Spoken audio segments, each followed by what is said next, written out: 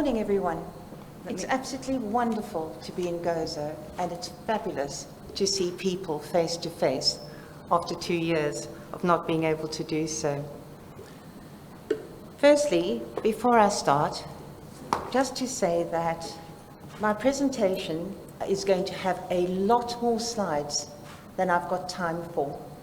And I had two choices. I could either take a lot out, and then I thought to myself, hang on, it would be much better for you to be able to refer to them later. So what I'm going to do in this presentation is go through the slides very, very quickly to give you an idea of what we're looking at and the underlying principles in terms of diagnosis, identification, and education. And hopefully, at your leisure, at a later stage, you are able to go through those slides yourself, okay? So that's going to be the plan for this morning, and I'm hoping I can work the technology. The other thing also is that the underlying concepts that I'm going to talk about are as follows. We're going to have a shared understanding of autism, a general diagnostic criteria I'm going to look at today. Now, I'm not a diagnostician, I'm not a clinical psychologist, but I'm very lucky to work with a lot of people who are. And a colleague of mine, Dr. Judith Gould, has been very kind to give me a number of slides, which I think you'll find interesting. So basically, my presentation on diagnosis is from a practitioner's point of view of the sort of things that we, as teachers, as parents, and other practitioners would pick up. I'm going to look at the diagnosis of girls and women, the potential implications of a lack of diagnosis, the type of tools that are available, the importance of diagnosis in education. Why are we so keen on diagnosis? And the catalytic roles of teachers or educationists in the whole process. So let's look at the underlying principles first that I think are really important. The first is neurodiversity. I don't see autism as any form of deficit. I see autism as a difference. And if you're going to be looking at people's potential, I think it's important to see that it's a different way of being. And embracing neurodiversity is really important in terms of enabling people on the autism spectrum to actually achieve their full potential. So that's one of the things that's important to me. The other thing to think about, because I'm talking about girls and women, is to understand the concept of gender. And that gender is very different from sex. And so when I talk about the identification of girls and the presentation of girls, sometimes you'll find boys will present in the female presentation and some girls will present in the male presentation.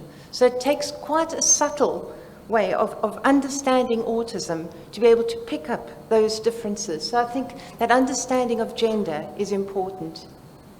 And the third, which is key to me, is individuality. If you've met one person with autism, you've met one person with autism. Now, I'm going to be talking in generalizations today, but think about it in terms of the individual. Because what I've found in the 40 years that I've done it, this work, is that the more I learn, the less I know. Because I'm relearning it every single time I meet an individual. So think about that with the children or the young people or the adults that you work with, that every single one of them is an individual. So what are the criteria for diagnosis? These are the key things that we need to be looking at. And an important thing is to think about autism as a syndrome. And it occurs on a spectrum. And like most things, no children are the same. So a syndrome refers to a group of symptoms which occur simultaneously to form an identifiable condition. Now, often we'll say that this is different or that's not there. Basically, the children will behave differently from their peers. Okay, so it's a group of behaviors. It's not something that you can take a blood test and decide that this child's autistic. Other things we need to think about is that the symptoms are consistent. You can't have a child who behaves autistically for 3 months and then they get a diagnosis of autism. It's a lot more complex than that. It occurs across everyday life. It affects everything they do. And their development is out of keeping with their developmental level. And there is significant difficulties with social, school, and functioning, everything. Now, when we're talking about girls, it's the social side that I think is so important. And many of you who work with girls will often find that this is the area that they have the most anxiety about. So the diagnosis of the autism spectrum, we look at Wing and Gould. Diagnosticians look for the following areas, and I'm sure you know this backwards: social interaction, social communication, social imagination, and specialized interests and routines. So in front of each one of those is social. Now, I know back in the day it was called the triad of impairments, and it was interaction, communication, etc. That wasn't meant as a derogatory term at all. It was just trying to highlight the difficulties that these people experience. So Wing and Gould meant no disrespect at all by using that term. So historically, there's been a bias and a strong gender bias of more males than females. And autism presents very differently in females, and as I say, males who present in that way. Females tend to hide their autism better. And this results in professionals less likely to diagnose girls. So if we look at this massive difference between the numbers of girls and boys, a lot of that is due to our inability to diagnose these girls. It's not the girls' problem. And I think this is another key thing about what I'm going to be talking about throughout this morning, is that we need to look at ourselves all the time. And why is that girl not getting diagnosed? Why is that girl not developing? And it's often due to ourselves, us as teachers, us as diagnosticians. So we've always tended to believe that the imbalance is a lot to do with the lack of diagnosis. Not entirely, but a lot. And at the Lorna Wing Centre, they're getting a great number of young women coming forward for diagnosis. But instead of these women getting diagnosed with autism, they are often frequently mistaken for having emotional disorders. So they go into the mental health system. Instead, they're just not getting the diagnosis of autism. Can you imagine what that does for a young person, especially a young teenage girl growing up? It has a marked difference on their lives. So girls and boys share the core features in autism. Neither women or men consistently conform to the stereotype. As Judith Gould and Lorna Wing said, no people have read the diagnostic rule book. So every single child is different. And so the way it affects them is variable. Females are less likely to meet the current diagnostic criteria. But I'll get onto the DISCO diagnostic tool a little bit later, because as Richard knows, because he's working on this himself, is that the diagnostic criteria are being tweaked to actually pick up the girls and the female presentation. Females frequently show social interest out of keeping with the autism stereotype, and that's the one that seems to trick people in so many ways. So what are clinicians looking for when diagnosing autism in females? So let's look at the three. Social interaction. These girls are more socially interested and more socially aware than boys. And as I say, I'm generalizing here. Social communication, generally, girls have superior language ability. But in the education setting, I'll talk about how that actually is so superficial, and it trips them up a little bit later. And the third is social imagination. They have greater pretend play and use of imagination, and that can often trick a diagnostician. And I do have a laugh about this sometimes, because I think if you're a diagnostician and you're going to diagnose girls, you have to be on top of your game. You really do. Because often they will be testing a girl in terms of her imaginary play, and it's absolutely fantastic. But if you hadn't watched the television the night before on the latest favorite thing that children watch, you won't realize that actually she's copying it. She's copying the entire thing. So you could think, wow, she's got good social imagination, but she hasn't. She's just jolly good at copying. And this is one of the amazing skills that our girls have. And then, of course, you have the special interests and routines, things that make our girls happy. And like the rest of us, they are pretty mainstream, but it's the intensity of these interests that are different. It's not the interests themselves. And those are important things that actually trip people up. In terms of social communication, there's little difference in the acquisition of speech, but at a later stage you'll see that the use of language is a lot less in depth. They have little idea of social hierarchy and how to communicate with people of different hierarchical stages. I mean, as an ex-principal of a school, I've been interviewed by many girls on how to do my job better, which is, I think it's probably a fair comment. They tend not to talk about emotions and partake in typical intense talk that teenagers do. And this is where it becomes different, and why so many girls actually prefer the company of males, because they prefer to do things and rather have this intense teenage talk that so many girls have.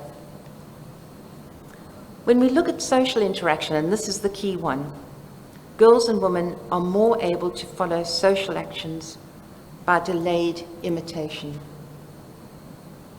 They observe others and they copy them, and this often masks the symptoms that you would look at to identify autism.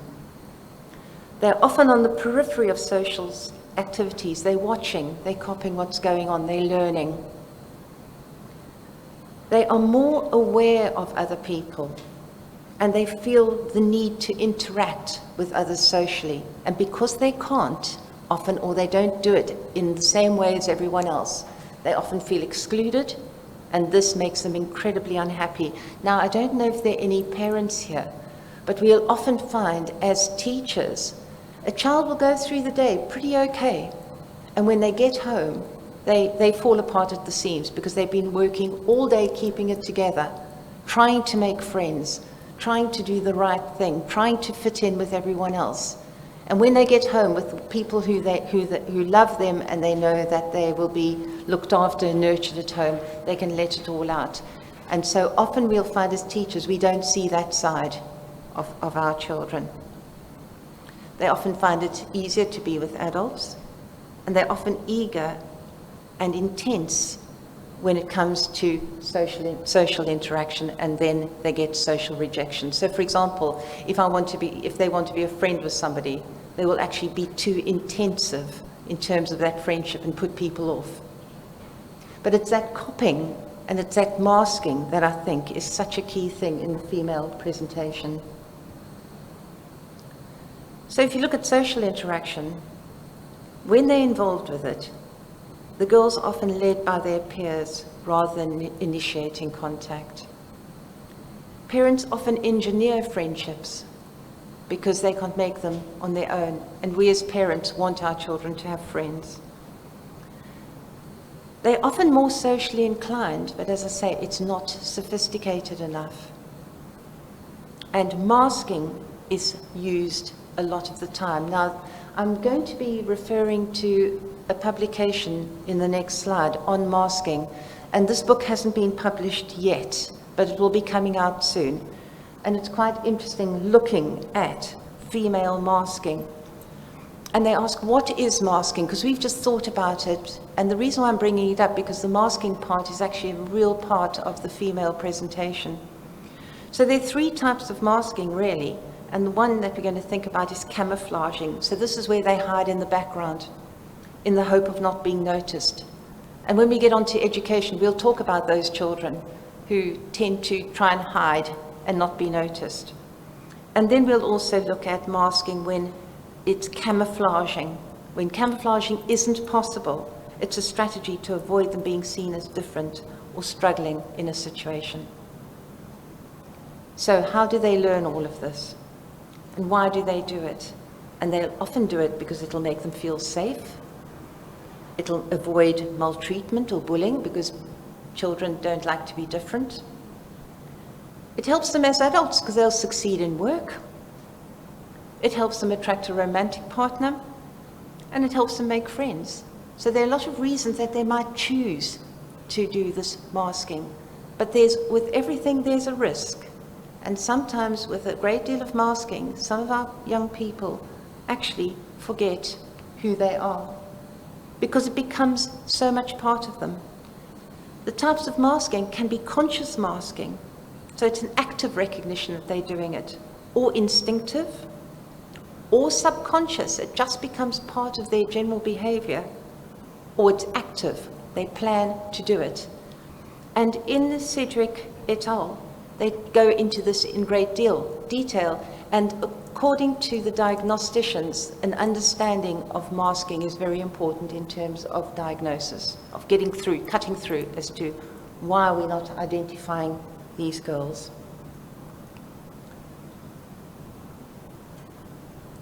So an example would be that they're compensating for the autism characteristics. Okay? So there are different ways that they will do it. We all mask to a certain extent, don't we? We all learn how to behave in certain situations. If we go to a foreign country, we copy everybody around us to make sure we don't make a social faux pas, but we don't have to do that all the time. And it's not an intellectual activity that is stressful for us. So it's important to look at the different. And then, of course, there's the implications of masking. So some people are so effective at this, you cannot tell that either they're pretending or performing. Masking may help at times, but regular camouflaging can have serious effects on mental and physical health. And this may include anxiety, depression, exhaustion, loss of identity, and suicidal thoughts. So there is a negative side. And the one I really enjoy is at the bottom. Leanne Holliday-Willie, she talks about masking. She says, "I was an avid observer. I was enthralled at the nuances of people's actions. In fact, I often found it desirable to become the other person. At times, I literally copied someone's looks, their actions. I was uncanny that the way I could copy them, their vocal inflections, their facial expressions, their hand movements. It was almost as though I became the person I was emulating." And that is a key issue, that they sometimes lose their own identity. It's interesting, I was doing some training in Birmingham with Leanne, and my accent, as you probably have noticed, is South African. And I was on the 11th floor of this hotel with Leanne, and she's American. And we got into the lift together, and by the ground floor, she had a South African accent. She does it automatically. Years and years and years of camouflaging and masking, she becomes the person she's talking to. And that happens with a lot of young women. There is now an assessment of masking and camouflage called the CAT-Q test. I think it could be useful, but I think one of the key things that I would think would be a difficulty with this is that the person themselves would have to know that they're camouflaging. They would have to know that they are masking, and some people don't. So, you know, take it for what it is. But I thought it would just be interesting because it's something I hadn't seen before. So let's look at the third criteria, social imagination. Social imagination does not relate only to the pretense or symbolic activities. It's the ability to use imagination in a social sense. So it's things like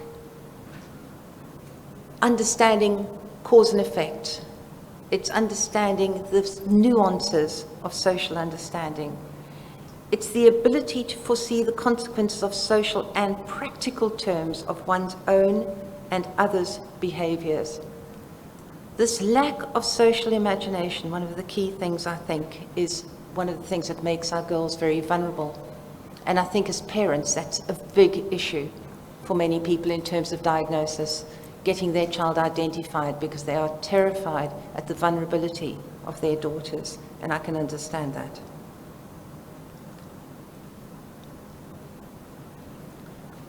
In terms of diagnosis of social imagination, females have better imagination as children and more pretend play. Many of them have rich and elaborate fantasy worlds.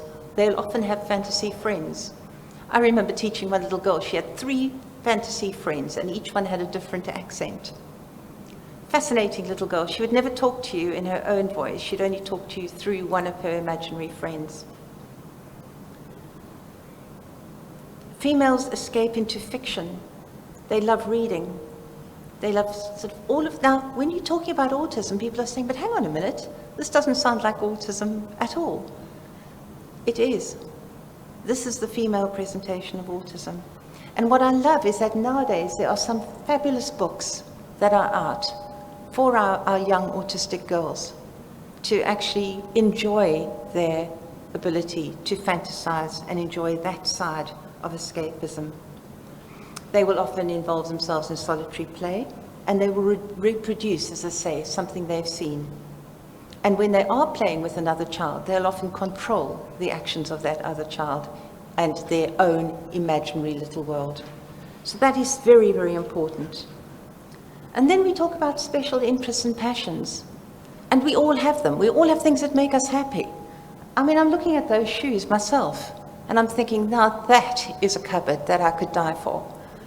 So when we're looking at girls' special interests and passions, they might not be the stick insects that this boy may like, or it might not be something like high-rise buildings that this other boy might not like, but it might be something very mainstream like Disney characters, romantic novels, etc.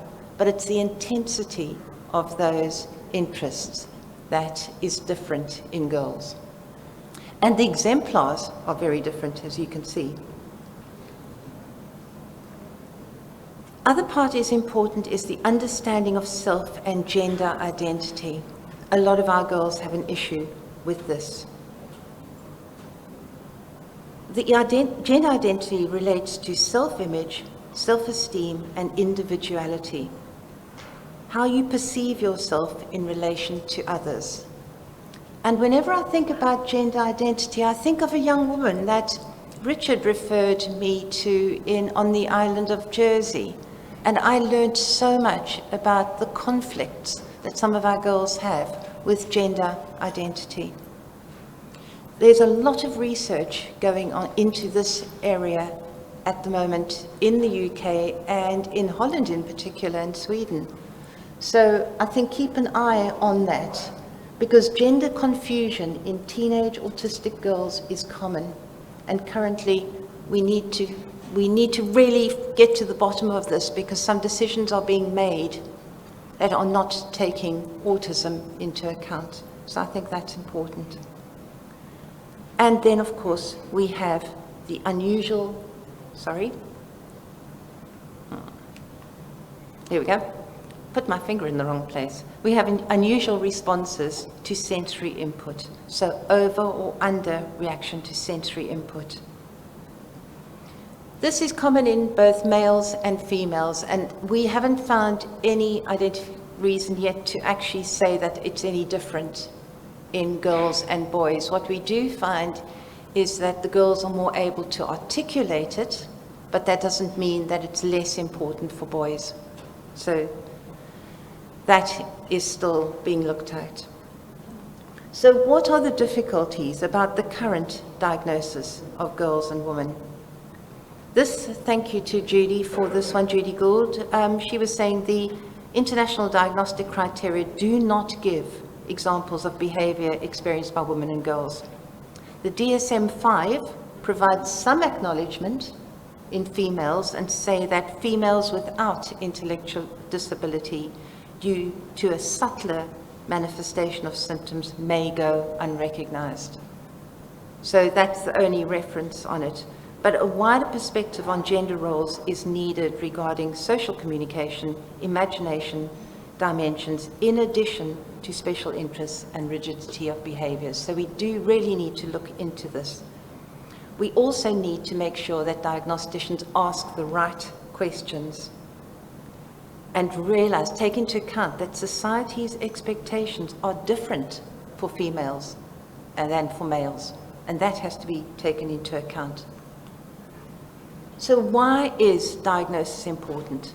Well, diagnosis isn't giving somebody a label and saying, okay, fine, you're diagnosed as autistic, there you go, that's your bundle. It's not like that. A diagnosis should be a starting point in providing appropriate support. It's our job to provide the support and the environment that that person needs to achieve their full potential. An explanation of a person's difficulties often relieves the confusion, and that results in self-blame. So often you hear, well, I'm glad I know what it is that I'm having difficulty with. Now I can deal with it. I'm not just a bad person or a stupid person or whatever, which I thought about myself. And in practical terms, it can also lead to assessment in terms of education, leisure, housing, etc. What I've found is that being autistic in a non-autistic world is actually quite difficult, because a lot of the non-autistic world is actually quite negative in terms of being able to facilitate what autistic people need. And we'll talk about that in an education sense later. So here's some of the diagnostic tools. There's the DISCO, which is the Diagnostic Interview for Social and Communication Disorders. And I'm very biased towards the DISCO, because what I like about it is that it collects information concerning all aspects of an individual's skills, difficulties, untypical behavior, etc., and not just the features of the autism spectrum. So it looks at the whole child, the whole person. It can also identify those other conditions that go hand in hand, and I know some colleagues here are very, very experienced in the co-occurring conditions that go with the autism spectrum, so it picks those up. And the DISCO is currently being revised, so it's under revision right now. That will feature updated exemplars for the diagnosis of the female presentation. We also have the ADIR, which is the Autism Diagnostic Interview revised, and the ADOS. So there are a lot of tools out there, and diagnosticians here today will have the tools that work best in their environment. And as I say, the choice of diagnostic tool is out there for you.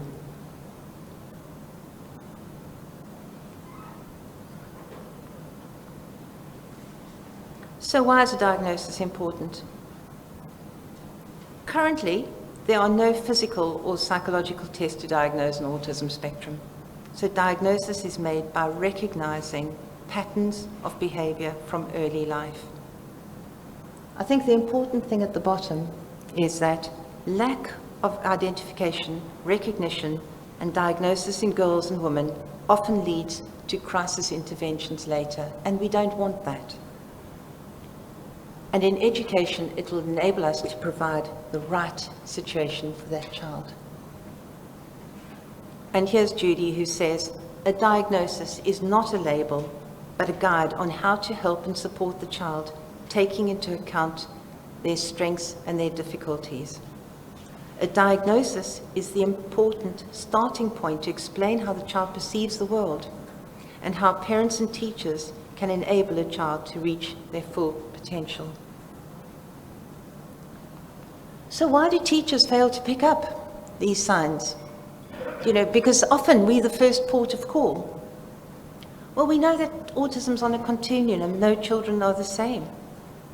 But there'll be things like, I know all about autism, and this child doesn't fit that picture.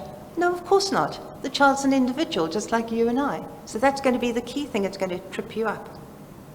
Often there's misdiagnosis. This child's got ADHD, this child's got mental health issues, this young girl has got emotional problems. That'll confuse people. There are different behaviors in different settings. Why does that happen? There's an uneven and patchy profile. Why are they so good at this and so difficult at that, and so intellectual and not being able to do this? And then, of course, you've got masking in your demand avoidance. But a diagnosis of autism is important for teachers and important for everybody, because it explains, it gives us understanding, it gives us the right educational interventions, it gives us an understanding of that sometimes a child can't. It's not that they don't want. And we often laugh about this, and I don't mean to be flippant, but I remember as teachers, we often used to say 90% of the difficult behaviors we see in our children with autism is often due to what we do. It's nothing to do with them. It's to do what we haven't done as teachers. And I think Richard's going to be talking about that a bit later. But that's an important thing about environment, is making sure that environment is right for these students. Because autism is not a processing error. It's a different operating system. And actually, we need to understand how our children think and perceive the world. And in that way, we can enable them to progress. There you go, Richard. I hope you're embarrassed with the picture on the screen. I see you're not looking. Don't blame you. So how can diagnosis inform teaching strategies? Understanding and responding to the different areas of difficulty in the autism spectrum underpins everything that we do.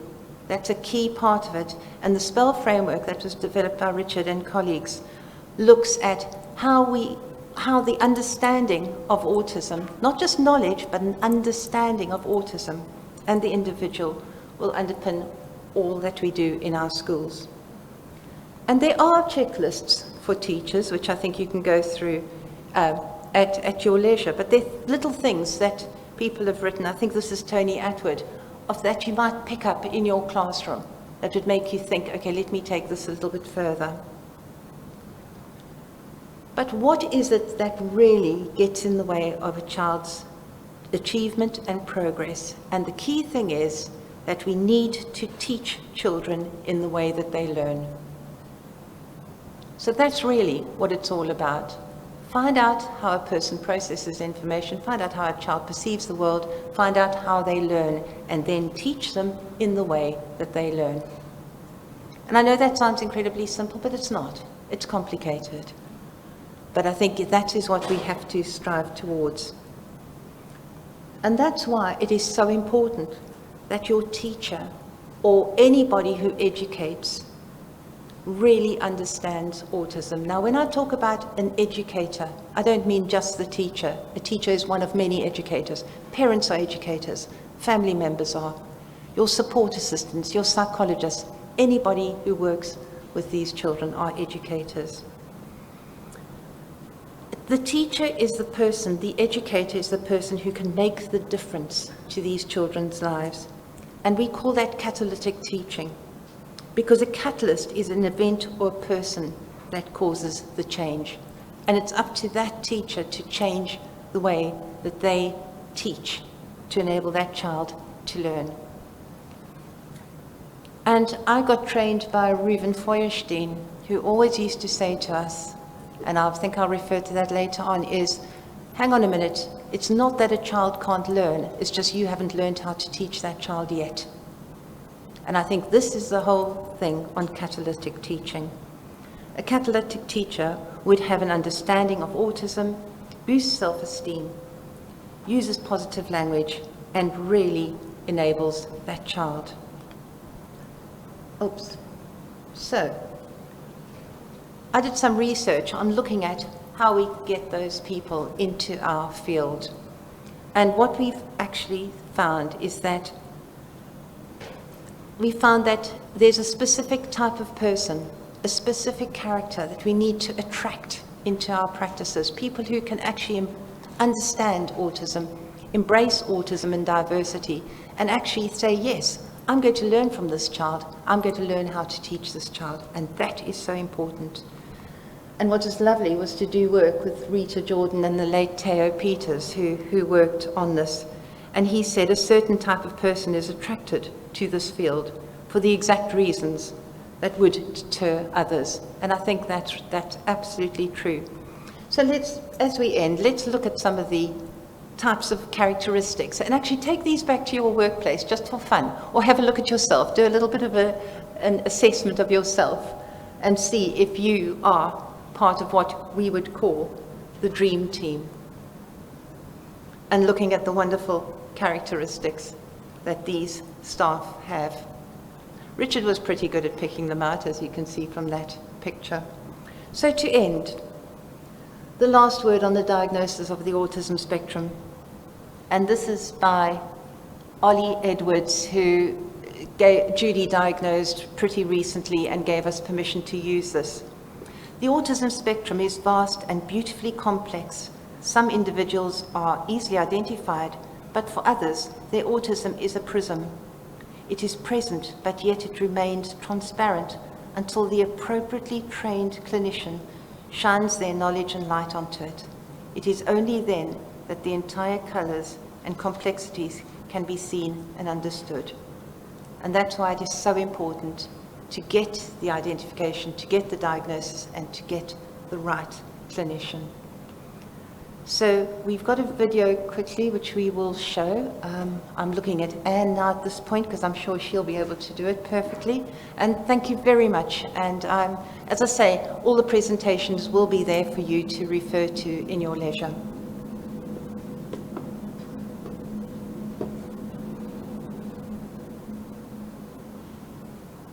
I saw myself dealing with it all on my own. I feel like the walls are closing in on me. I convinced myself to do what I've always done, walk through the pain, deal with it silently. I start to tremble, my eyes starting all over the place. I begin to struggle to breathe. I'm doing all I can. Again, I was all alone. I had to push through and get to class. Can you tell me about how you felt when you were walking to school in the morning? There was dread, fear.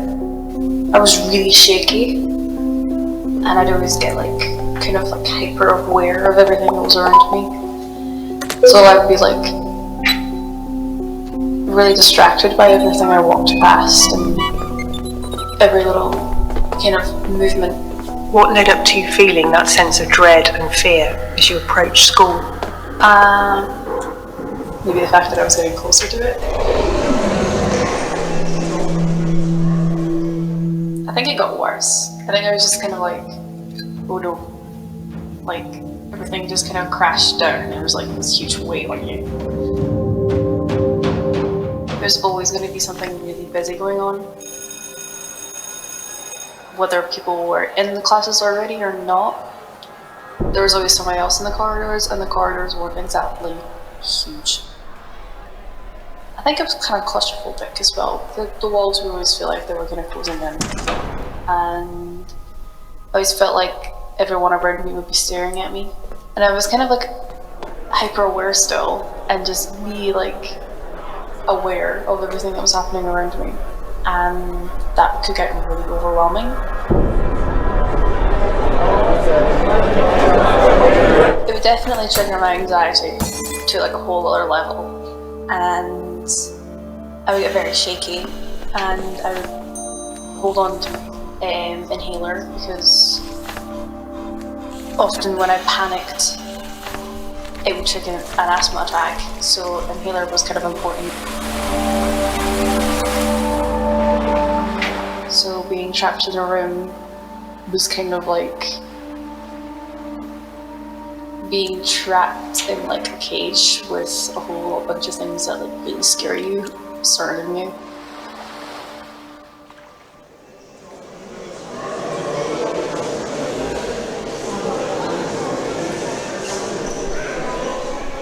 In busy corridors, I would try and make my way through the crowd and towards the wall, and then I would just kind of back up against the wall until the crowd passed and try and keep to myself. Withdrawing meant less attention, and the least attention I got, the more I felt okay.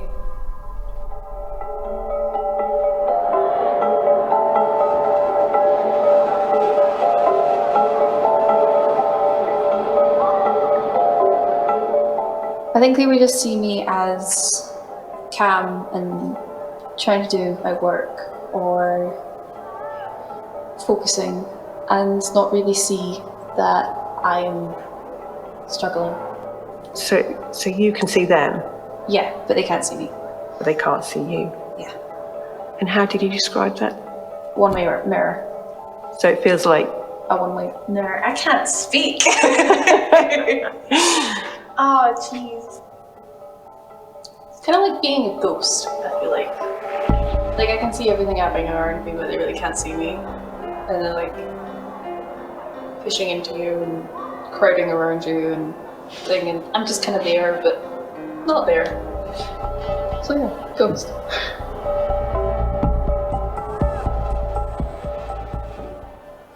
I think in lessons, things that overwhelmed me was an overload of information. I would take in all the information from the whole thing, and everything would jump out at me because I think everything was really important. And I would never be able to just pick out certain facts because I am taking in all the information from everything all the time. There is no filter. I used the distractions of fidgeting and doodling as a filter. I would focus on the distraction I got from pens, twisting pens through my fingers. I think the noise of the pen kind of rattling or hitting off the desk would be a good one for noise, and focusing on the movement I need to make to keep the pen spinning. At the end of the day, I'd be so exhausted and terrified that it would affect my sleep cycle. I'd fall asleep maybe out of exhaustion, but then I'd wake up before I should actually be going to bed. So I would maybe fall asleep really, really late and wake up early in the morning so I can get ready for school and be super tired, which would make the feeling of like dread and fear more intense, I guess, because I've had that lack of sleep. The feeling of dread I would have that night would be because the next day I knew I would have to repeat the same day again without anything changing, because other people or myself would have the lack of understanding or the lack of support that we all kind of needed, as well as myself. The feeling of isolation at school was, well, crushing, I think, because I could be surrounded by people and still be entirely alone.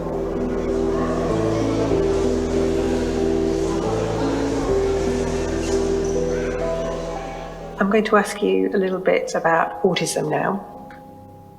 What does being autistic mean to you? To me, being autistic means that I think a little differently than everybody else, and I may struggle with certain aspects. Like, I personally struggle with feelings, but I have like certain strengths that may be another person's weakness, and I can use that to help me. And I kind of like my hyper awareness, because it may overload me sometimes. It's a security blanket, because then I know what everything's happening, and I like to know things. I like to have an understanding of things. If you could teach one thing about you and autism, what would it be? If I could teach someone one thing about autism as a whole, it would be that nobody is exactly the same. There's no stereotypes, there's no specific things. It's like there's common things, and there's things that can be completely unique to a person, and to bunch all of us together in one box just doesn't make sense. And so it's a way to get, I think, everybody kind of, to understand someone, you need to know them first. To help them with strategies, you need to know them first. You need to know what gives them anxiety, what they like, what they don't like, what textures they like, what textures they don't like, and just like the subtle things that nobody else would notice, to just help bring out and to be aware of, so that you know when maybe they're struggling, or maybe when they're about to break.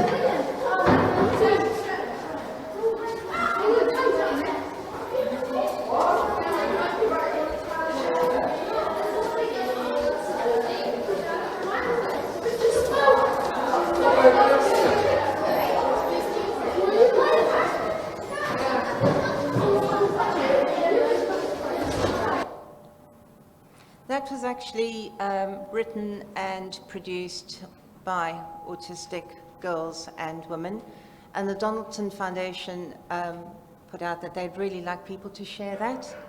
So feel free to use that with your staff.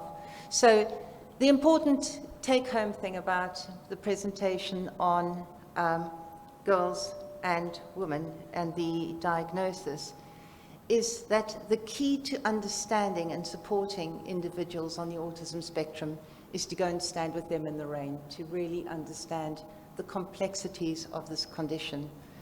And what we will do now in the next presentation is look at the education of autistic girls and how we can help them achieve their potential. Because as Erin said, we have some strengths, but we also have some weaknesses. So thank you very much.